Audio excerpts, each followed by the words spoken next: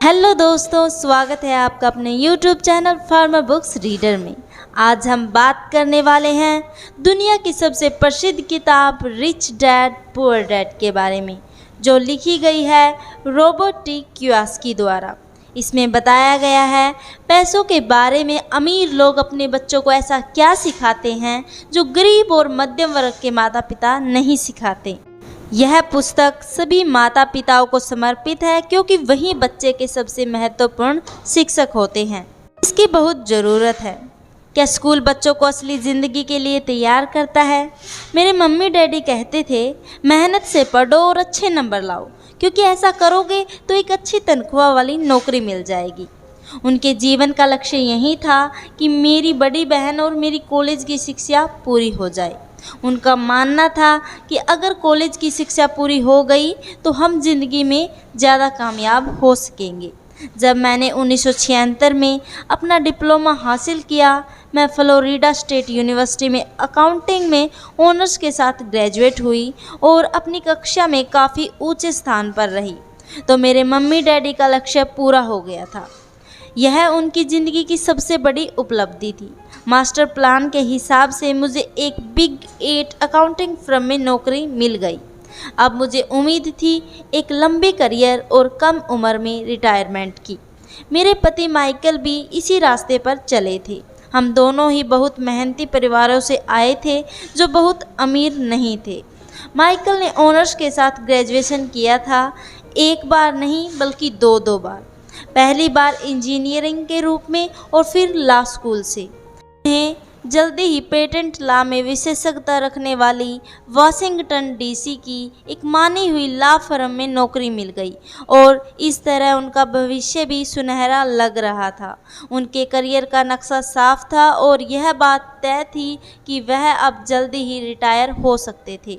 हालांकि हम दोनों ही अपने करियर में सफल रहे, परंतु हम जो सोचते थे हमारे साथ ठीक वैसा नहीं हुआ। हमने कई बार नौकरियां बदली, हालांकि हर बार नौकरी बदलने के कारण सही थे, परंतु हमारे लिए किसी ने भी पेंशन योजना में निवेश नहीं किया। हमारे रिटायरमेंट फंड हमारे खुद के लगाए पैसों से ही बढ़ रहे हैं। हमारी शादी बहुत सफल रही और हमारे 3 बच्चे हैं। उनमें से 2 कॉलेज में हैं और तीसरा अभी हाई स्कूल में गया ही है। हमने अपने बच्चों को सबसे अच्छी शिक्षा दिलाने में बहुत पैसा लगाया। 1996 में एक दिन मेरा बेटा स्कूल से घर लौटा। स्कूल से उसका मोहभंग हो गया था। वह पढ़ाई से ऊब चुका था। मैं उन विषयों को पढ़ने में इतना ज़्यादा समय क्यों बर्बाद करूं, जो असल ज़िंदगी में मेरे कभी काम नहीं आएंगे। उसने विरोध किया। बिना सोचे विचारे ही मैंने जवाब दिया, क्योंकि अगर तुम्हारे अच्छे नंबर नहीं आए तो तुम कभी कॉलेज नहीं जा पाओगे। चाहे मैं कॉलेज जाऊं या ना जाऊं, उसने जवाब दिया, मैं अमीर बनकर दिखाऊंगा। अगर तुम कॉलेज से ग्रेजुएट नहीं हुए तो तुम्हें कोई अच्छी नौकरी नहीं मिलेगी। मैंने एक माँ की तरह चिंतित और आतंकित होकर कहा, बिना अच्छी नौकरी के तुम किस तरह अमीर बनने के सपने देख सकते हो। मेरे बेटे ने मुस्कुराकर अपने सिर को बोरियत भरे अंदाज में हिलाया। हम यह चर्चा पहले भी कई बार कर चुके थे। उसने अपने सिर को झुकाया और अपनी आंखें घुमाने लगा। मेरी समझदारी भरी सलाह एक बार फिर उसके कानों से भीतर नहीं गई थी। हालांकि वह स्मार्ट और प्रबल इच्छा शक्ति वाला युवक था, परंतु वह नम्र और शालीन भी था।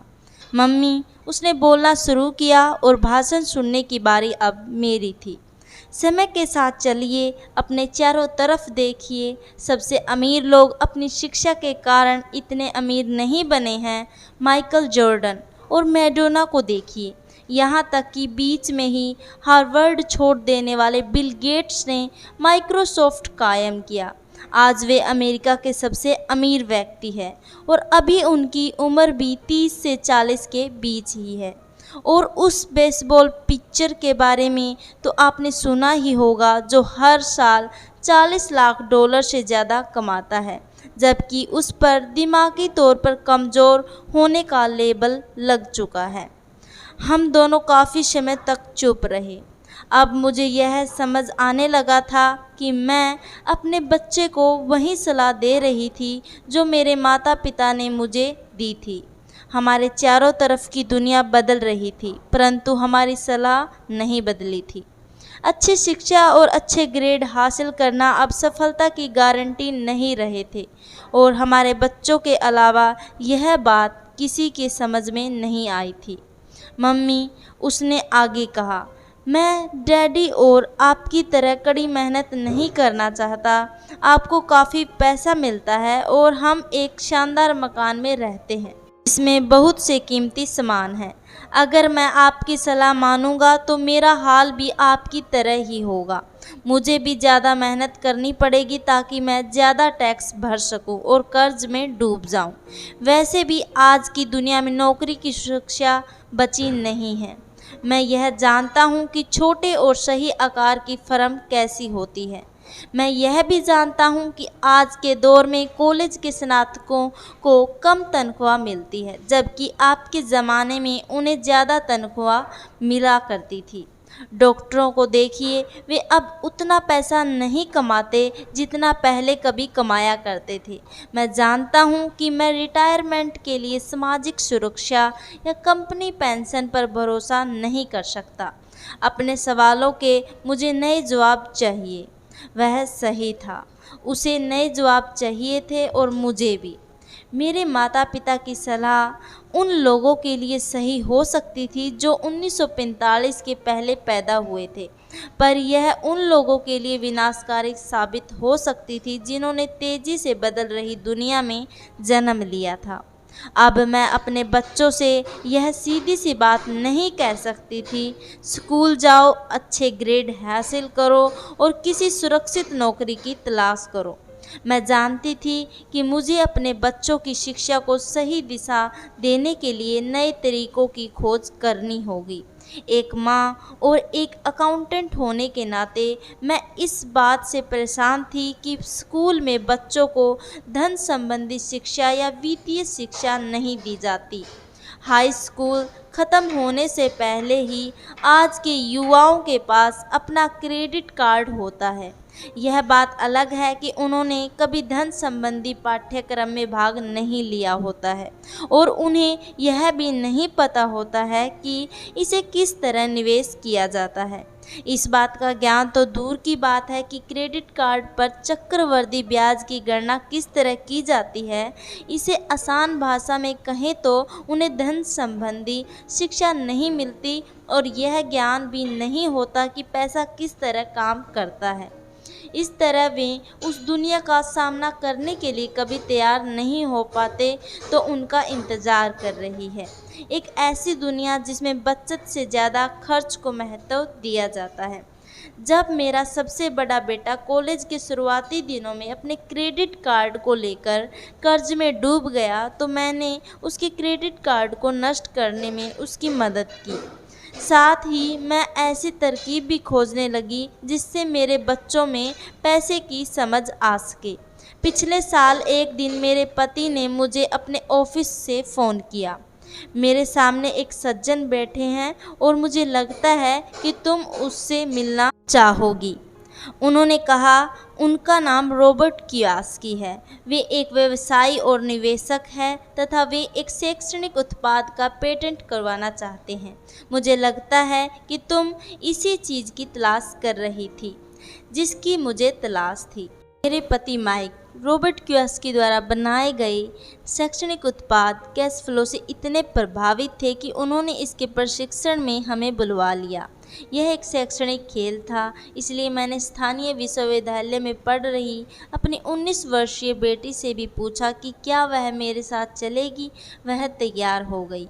इस खेल में हम लगभग 15 लोग थे जो 3 समूहों में विभाजित थे। माइक सही थे, मैं इसी तरह के शैक्षणिक उत्पाद की खोज कर रही थी। यह किसी रंगीन मोनोपोली बोर्ड की तरह लग रहा था जिसके बीच एक बड़ा सा चूहा था, परंतु मोनोपोली से यह इस तरह अलग था कि इसमें 2 रास्ते थे। एक अंदर दूसरा बाहर। खेल का लक्ष्य था अंदर वाले रास्ते से बाहर निकलना, जिसे रॉबर्ट चूहा दौड़ कहते थे, और बाहरी रास्ते पर पहुंचना या तेज रास्ते पर जाना। रॉबर्ट के मुताबिक तेज रास्ता हमें बताता है कि असल ज़िंदगी में अमीर लोग किस तरह पैसे का खेल खेलते हैं। रॉबर्ट ने हमें चूहा दौड़ के बारे में बताया। अगर आप किसी भी औसत रूप में शिक्षित, कड़ी मेहनत करने वाले आदमी की ज़िंदगी को देखें तो उसमें आपको एक सा ही सफ़र दिखेगा। बच्चा पैदा होता है, स्कूल जाता है, माता पिता खुश हो जाते हैं क्योंकि बच्चे को स्कूल में अच्छे नंबर मिलते हैं और उसका दाखिला कॉलेज में हो जाता है। बच्चा स्नातक हो जाता है और फिर योजना के अनुसार काम करता है। वह किसी आसान, सुरक्षित नौकरी या करियर की तलाश करता है। बच्चे को ऐसा ही काम मिल जाता है। शायद वह डॉक्टर या वकील बन जाता है, या वह सेना में भर्ती हो जाता है, या फिर वह सरकारी नौकरी करने लगता है। बच्चा पैसा कमाने लगता है, उसके पास थोक में क्रेडिट कार्ड आने लगता है, और अगर अब तक उसने खरीदारी करना शुरू नहीं किया है तो अब जमकर खरीदारी शुरू करता है। खर्च करने के लिए पैसे पास में होते हैं तो वह उन जगहों पर जाता है जहां उसकी उम्र में ज़्यादातर नौजवान जाते हैं। लोगों से मिलते हैं, डेटिंग करते हैं और कभी कभार शादी भी कर लेते हैं। अब ज़िंदगी में मज़ा आ जाता है क्योंकि आजकल पुरुष और महिलाएं दोनों नौकरी करते हैं। दो तनख्वाहें बहुत सुखद लगती हैं। पति पत्नी दोनों को लगता है कि उनकी ज़िंदगी सफल हो गई है। उन्हें अपना भविष्य सुनहरा नज़र आता है। अब वे घर, कार, टेलीविज़न खरीदने का फैसला करते हैं, छुट्टियां मनाने कहीं चले जाते हैं और फिर उनके बच्चे हो जाते हैं। बच्चों के साथ उनके खर्च भी बढ़ जाते हैं। खुशहाल पति पत्नी सोचते हैं कि ज़्यादा पैसा कमाने के लिए अब उन्हें ज़्यादा मेहनत करनी चाहिए। उनका करियर अब उनके लिए पहले से ज़्यादा मायने रखता है।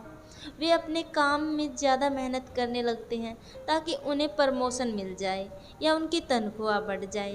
तनख्वाह बढ़ती है, फिर उसके साथ ही दूसरा बच्चा पैदा हो जाता है। अब उन्हें एक बड़े घर की ज़रूरत महसूस होती है। वे नौकरी में और भी ज़्यादा मेहनत करते हैं, बेहतर कर्मचारी बन जाते हैं और ज़्यादा मन लगाकर काम करते हैं। ज़्यादा विशेषज्ञता हासिल करने के लिए वे एक बार फिर किसी स्कूल में जाते हैं ताकि वे ज़्यादा पैसा कमा सकें। हो सकता है कि वे दूसरा काम भी खोज लें। उनकी आमदनी बढ़ जाती है, परंतु उस आमदनी पर उन्हें इनकम टैक्स भी चुकाना पड़ता है। यही नहीं, उन्होंने जो बड़ा घर खरीदा है उस पर भी टैक्स देना पड़ता है। इसके अलावा उन्हें सामाजिक सुरक्षा का भी टैक्स चुकाना पड़ता है। इसी तरह बहुत से टैक्स चुकाते चुकाते उनकी तनख्वाह चुक जाती है। वे अपनी बढ़ी हुई तनख्वाह को लेकर घर आते हैं और हैरान होते हैं कि इतना सारा पैसा आखिर कहाँ चला जाता है। भविष्य के लिए बचत के हिसाब से वे कुछ म्यूचुअल फंड्स भी खरीद लेते हैं और अपने क्रेडिट कार्ड से घर का किराना खरीदते हैं। उनके बच्चों की उम्र अब 5 या 6 साल हो जाती है। यह चिंता भी उन्हें सताने लगती है कि बच्चों के कॉलेज की शिक्षा के लिए भी बचत जरूरी है। इसके साथ ही उन्हें अपने रिटायरमेंट के लिए पैसा बचाने की चिंता भी सताने लगती है। 35 साल पहले पैदा हुए यह खुशहाल दंपति अब अपनी नौकरी के बाकी दिन चूहा दौड़ में फंसकर बिताते हैं। वे अपनी कंपनी के मालिकों के लिए काम करते हैं, सरकार को टैक्स चुकाने के लिए काम करते हैं और बैंक में अपनी गिरवी संपत्ति और क्रेडिट कार्ड के कर्ज को चुकाने के लिए काम करते हैं। फिर वे अपने बच्चों को यह सलाह देते हैं कि उन्हें मन लगाकर पढ़ना चाहिए, अच्छे नंबर लाने चाहिए और किसी सुरक्षित नौकरी की तलाश करनी चाहिए।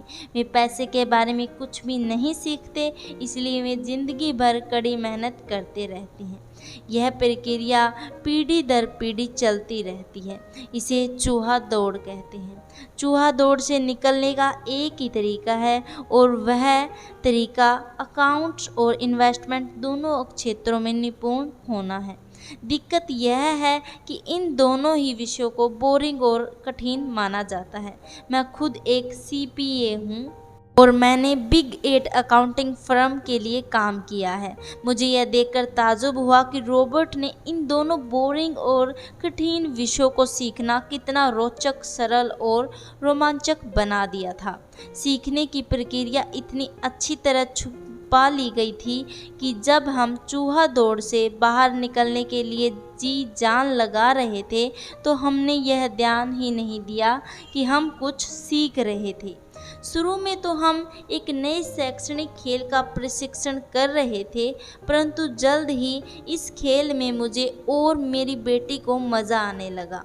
खेल के दौरान हम दोनों ऐसे विषयों पर बात कर रहे थे जिनके बारे में हमने पहले कभी बातें की ही नहीं।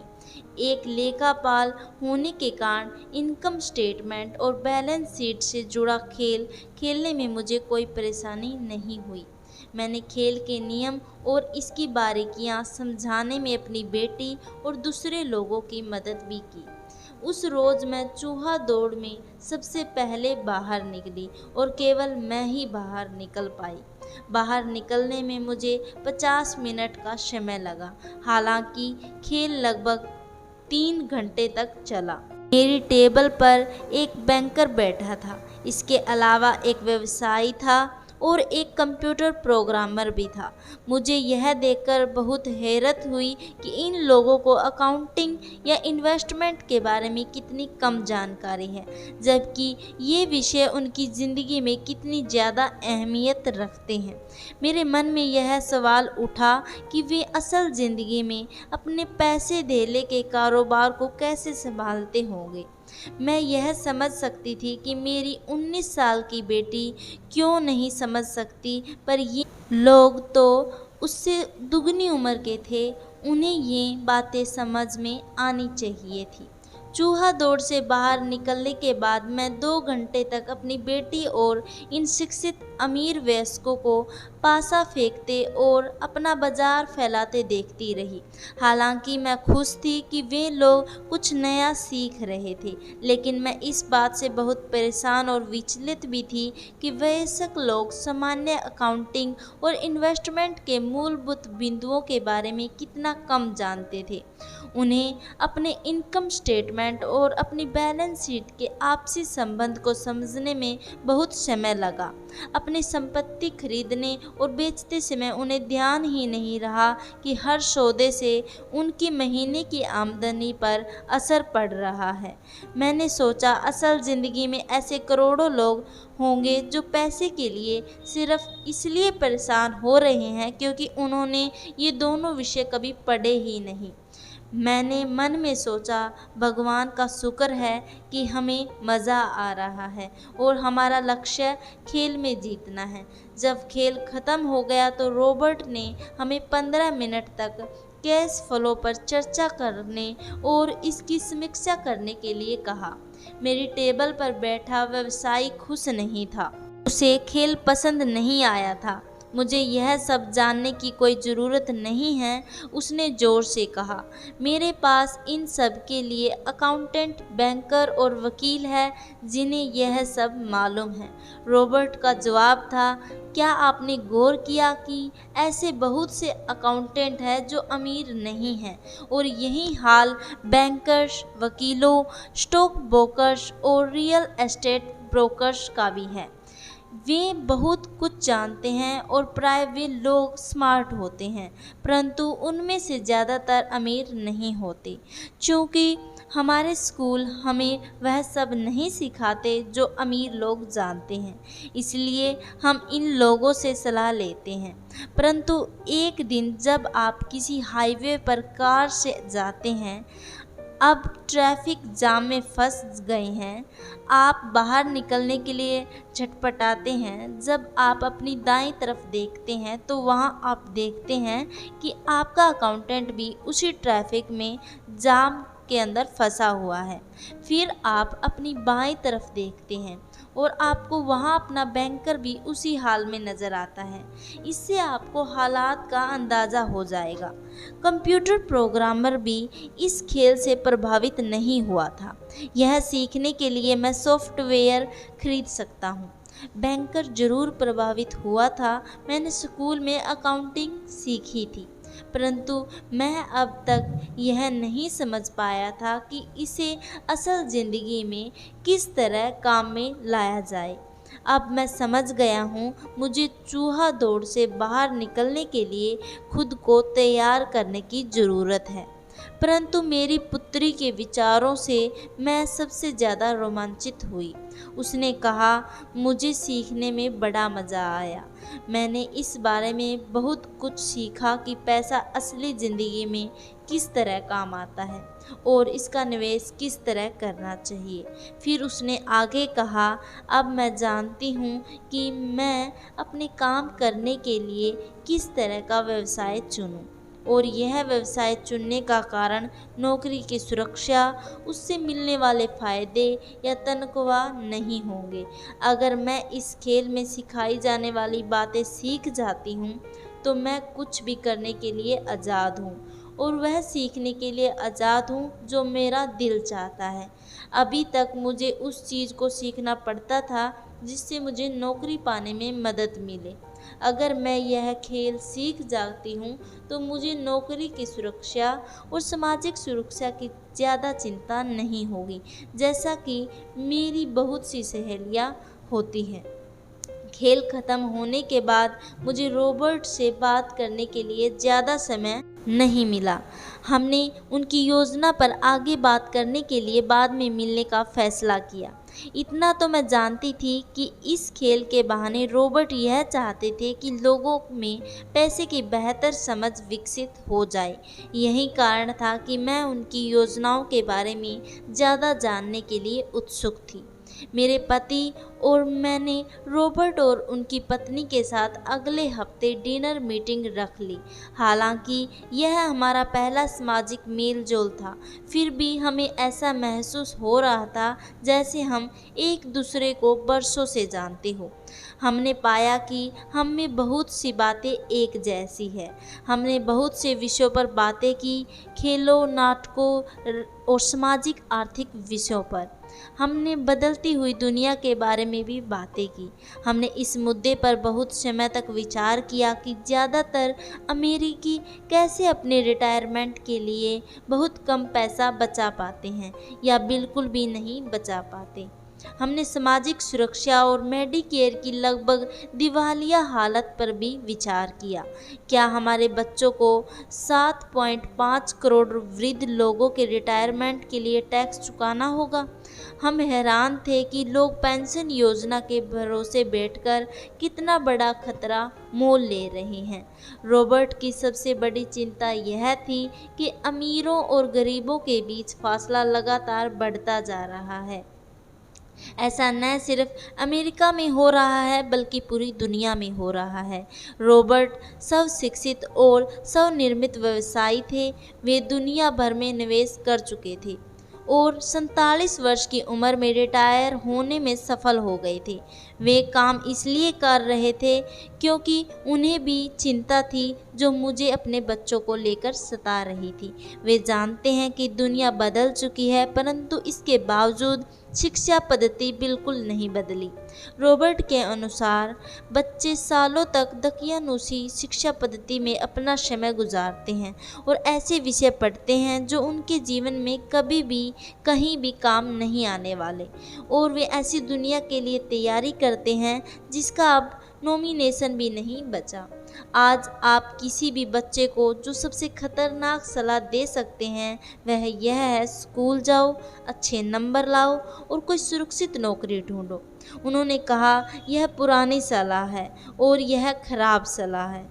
अगर आप यह देख सकते हैं कि एशिया, यूरोप, दक्षिण अमेरिका में क्या हो रहा है तो आप भी उतने ही चिंतित होंगे जितना कि मैं। रॉबर्ट के अनुसार यह बुरी सलाह है क्योंकि अगर आप चाहते हैं कि आपके बच्चे का भविष्य आर्थिक रूप से सुरक्षित हो तो आप पुराने नियमों के सहारे नए खेल को नहीं खेल सकते। यह बहुत खतरनाक होगा। मैंने उससे पूछा कि पुराने नियमों से उसका क्या मतलब है।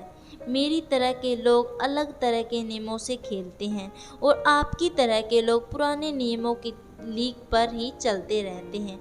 उन्होंने कहा, क्या होता है जब कोई कॉरपोरेशन स्टाफ कम करने की घोषणा करता है? लोगों को नौकरी से निकाल दिया जाता है, परिवार तबाह हो जाते हैं, बेरोजगारी बढ़ जाती है। हाँ, परंतु कंपनी पर इसका क्या असर पड़ता है, खासकर जब वह कंपनी स्टॉक एक्सचेंज में दर्ज हो। जब स्टाफ कम करने की घोषणा होती है तो स्टॉक की कीमत बढ़ जाती है।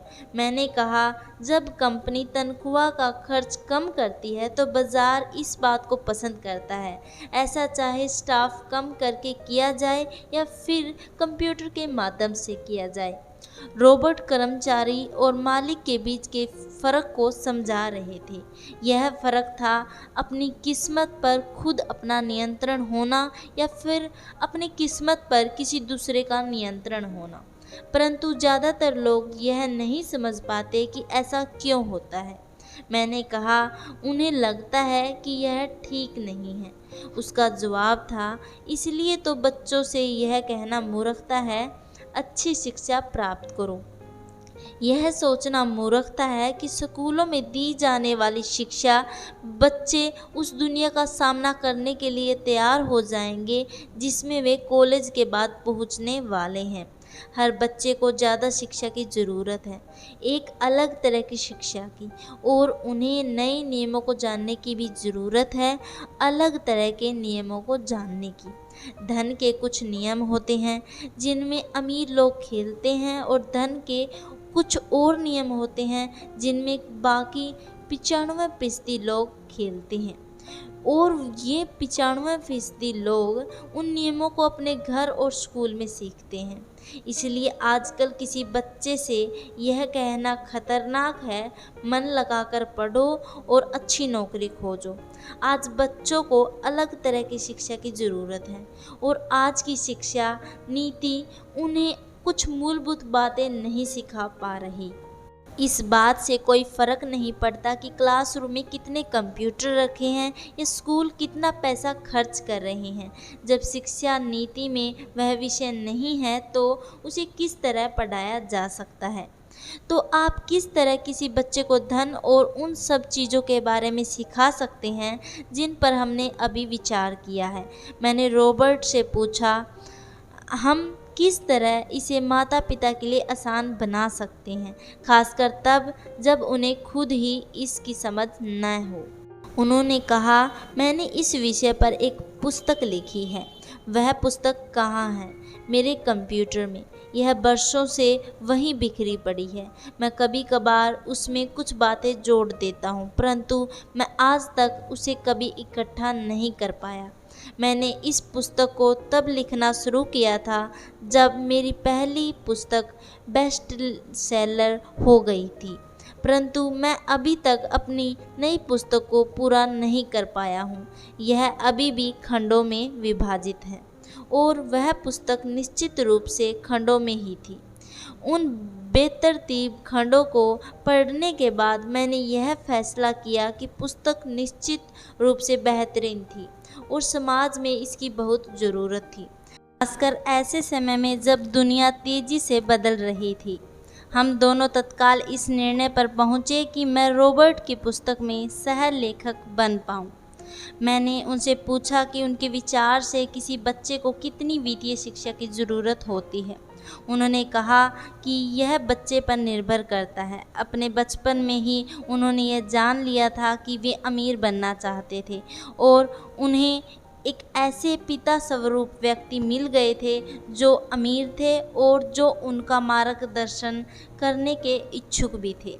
रॉबर्ट का कहना था कि शिक्षा की सफलता ही नींव है। जिस तरह स्कूल में सीखी गई बातें बहुत महत्वपूर्ण होती है, उसी तरह धन संबंधी समझ और बोलने की कला भी महत्वपूर्ण होती है। और दूसरे गरीब। इनके जरिए रॉबर्ट उन रहस्यों को बताएंगे जो उन्होंने अपने जीवन में सीखे। दोनों डैडियों के बीच का अंतर एक खास बात उजागर करता है। इस पुस्तक को मैंने बढ़ाया, इसमें कुछ जोड़ा, कुछ घटाया और इसे व्यवस्थित करने का काम किया। जो अकाउंटेंट इस पुस्तक को पढ़ें, उनसे मेरा ही अनुरोध है कि वे अपने किताबी ज्ञान को एक तरफ रख दें और अपने दिमाग में रॉबर्ट के सिद्धांतों को घुस जाने दें। हालांकि उनमें से कई सिद्धांत पहली नज़र में गलत लगेंगे, अकाउंट्स के सिद्धांतों की बुनियादी बातों को चुनौती देते लगेंगे, परंतु यह याद रखें कि वे एक महत्वपूर्ण दृष्टि देते हैं कि किस तरह सच्चे निवेशक अपने निवेश के फैसलों का विश्लेषण करते हैं। जब हम अपने बच्चों को स्कूल जाने, मेहनत से पढ़ने और अच्छी नौकरी पाने की सलाह देते हैं, तो अक्सर हम ऐसा संस्कृति आदतों के कारण करते हैं। ऐसा करना हमेशा सही चीज़ मानी गई है। जब मैं रॉबर्ट से मिली तो उनके विचारों ने शुरू में तो मुझे चौंका दिया। दो डैडियों के साथ पले बड़े रॉबर्ट के सामने दो अलग अलग लक्ष्य होते थे। उनके पढ़े लिखे डैडी उन्हें कॉरपोरेशन में नौकरी करने की सलाह देते थे। उनके अमीर डैडी उन्हें कॉरपोरेशन मालिक बनने की सलाह देते थे। दोनों ही कामों में शिक्षा की ज़रूरत थी, परंतु पढ़ाई के विषय बिल्कुल अलग अलग थे। पढ़े लिखे डैडी रॉबर्ट को स्मार्ट बनाने के लिए प्रोत्साहित करते थे। अमीर डैडी रॉबर्ट को यह जानने के लिए प्रोत्साहित करते थे कि किस तरह स्मार्ट लोगों की सेवाएं ली जाए। दो डैडियों के होने से कई समस्याएं पैदा हुई। रॉबर्ट के असली डैडी हवाई राज्य में शिक्षा प्रमुख थे। जब रॉबर्ट 16 साल के हुए तो उन्होंने इस बात की कोई खास चिंता नहीं सता रही थी। अगर तुम्हें अच्छे नंबर नहीं मिलते तो तुम्हें कोई अच्छी नौकरी नहीं मिलेगी। वे पहले से ही जानते थे कि उनके करियर का लक्ष्य था कॉरपोरेशन का मालिक बनना, न कि उसमें नौकरी करना। सच तो यह है कि अगर हाई स्कूल में समझदार और मेहनती परामर्शदाता नहीं मिला होता तो रॉबर्ट कभी कॉलेज में नहीं गए होते। वे इस बात को मानते हैं। वे दौलत कमाने के लिए बेताब थे, परंतु वे आखिरकार मान ही गए कि कॉलेज की शिक्षा से भी उन्हें फ़ायदा हो सकता है। दरअसल इस पुस्तक में दिए गए विचार शायद बहुत से माता पिताओं को क्रांतिकारी और अतिशयोक्तिपूर्ण लगेंगे। कई लोगों को तो अपने बच्चों को स्कूल में रखने में काफ़ी मेहनत करनी पड़ रही है, परंतु बदलते हुए समय को देखते हुए हमें नए और जोखिम भरे विचारों की तरफ ध्यान देने की ज़रूरत है। अपने बच्चों को कर्मचारी बनने की सलाह देने का मतलब यह है कि हम उन्हें ज़िंदगी भर अपनी खून पसीने की कमाई से इनकम टैक्स व और भी न जाने कितने टैक्स चुकाने की सलाह देते हैं और इसके बाद भी पेंशन की गारंटी नहीं होती। और यह सच है कि आज के ज़माने में टैक्स किसी व्यक्ति का सबसे बड़ा खर्च है। हकीकत में ज़्यादातर परिवार तो जनवरी से आधी मई तक सिर्फ अपने टैक्स चुकाने के लिए सरकार की नौकरी करते हैं। आज नए विचारों की बहुत ज़रूरत है और यह पुस्तक हमें नए विचार देती है। रॉबर्ट का दावा है कि अमीर लोग अपने बच्चों को अलग तरह की शिक्षा देते हैं। वे अपने बच्चों को घर पर सिखाते हैं, डिनर टेबल पर। हो सकता है कि यह विचार वे न हो जिन पर आप अपने बच्चों के साथ बातें करते हो, परंतु उन पर नज़र डालने के लिए धन्यवाद। और मैं आपको सलाह देती हूँ कि आप खोज करते रहें। एक माँ और एक सीपीए होने के नाते मैं तो यही सोचती हूँ कि अच्छे नंबर लाना और एक बढ़िया नौकरी पा लेना एक पुराना विचार है। हमें अपने बच्चों को नए तरह के विचार देने होंगे। हमें अपने बच्चों को नई शिक्षा देनी होगी। शायद हम अपने बच्चों को यह सिखाएं कि अच्छे कर्मचारी होने के साथ साथ वे अपने खुद का निवेश कॉरपोरेशन भी खोल सके। एक माँ होने के नाते मुझे उम्मीद है कि यह पुस्तक सभी अभिभावकों के लिए फ़ायदेमंद होगी। रॉबर्ट लोगों को यह बताना चाहते हैं कि कोई भी व्यक्ति अगर ठान ले वह अमीर बन सकता है। अगर आप एक माली या गेट कीपर है या पूरी तरह बेरोजगार है तो आप भी अपने खुद को एक ऐसा इंसान बना सकते हैं, ऐसा काम कर सकते हैं जो लोगों को धन संबंधी बातें सिखाने में मदद करेगा। यह याद रखें कि धन संबंधी बुद्धि वह दिमागी तरीका है जिससे हम अपनी धन संबंधी समस्या को सुलझाते हैं। आज हम ऐसे विश्वव्यापी तकनीकी परिवर्तनों का सामना कर रहे हैं जिनका सामना हमने आज से पहले कभी नहीं किया। किसी के पास भी जादू की पुड़िया नहीं है, परंतु एक बात तो तय है, ऐसे परिवर्तन हमारे सामने आने वाले जो हमारे यथार्थ से परे हैं। कौन जाने भविष्य हमारे लिए क्या लाता है, पर जो भी हो हमारे पास तो दो मूलभूत विकल्प मौजूद है। या तो हम सुरक्षा की राह पर चले या फिर हम स्मार्ट बनकर खुद को धन संबंधी क्षेत्रों में शिक्षित करें और अपने बच्चों की धन संबंधी प्रतिभा को भी जागृत करें। Sharon Lecter. दोस्तों, उम्मीद है कि आपको यह ऑडियो बुक इंट्रोडक्शन पसंद आई होगी। यदि आपको कोई सजेशन देना हो तो प्लीज़ आप कमेंट करें और ज़्यादा से ज़्यादा शेयर और सब्सक्राइब करें। थैंक यू, धन्यवाद।